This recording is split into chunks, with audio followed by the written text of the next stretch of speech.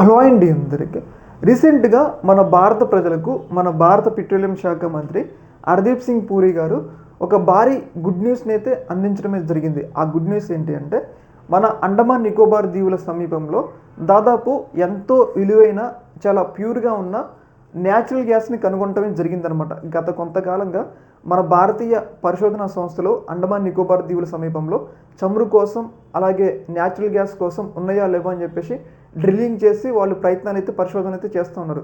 ఇందులో భాగంగా ఈ పరిశోధనలో భాగంగా దాదాపు 85% మీథేన్ ఉన్న న్యాచురల్ గ్యాస్ని కనుగొనటమే జరిగింది. ఒకవేళ ఈ న్యాచురల్ గ్యాస్ కనుక మనం వెలికి తీసినట్లయితే మన భారతదేశ ఆర్థిక వ్యవస్థకి చాలా హెల్ప్ అవుతుంది. ఎందుకు అంటే మనం సంపాదించే డబ్బులు మొత్తం పెట్రోల్కి అలాగే న్యాచురల్ గ్యాస్కి ఖర్చు పెడతా ఉన్నాం. ఇతర దేశాలకి, సౌదీ లాంటి దేశాలకి, ఖతార్ లాంటి దేశాలకి మనం ఈ ఎల్ఎన్జీ కోసం అలాగే చమురు కోసం పెద్ద ఎత్తున వాళ్ళ దేశాలకు ఇస్తూ ఉన్నాం. ఒకవేళ మన దేశంలోనే ఈ న్యాచురల్ గ్యాస్ కనుక చమురు కనుక దొరికినట్లయితే మనం ఆ దేశం ఇచ్చే డబ్బులు మొత్తం మన దేశంలో ఖర్చు పెట్టుకొని మన దేశం త్వరితగతిన అభివృద్ధి చెందడానికి అవకాశం ఉంటుంది.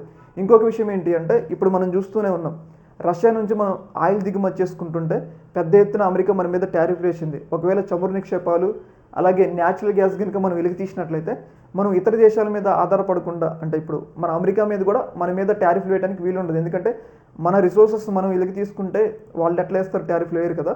ఏదేమైనా కానీ మన భారత ప్రజలకు మాత్రం ఇది ఒక భారీ గుడ్ న్యూస్.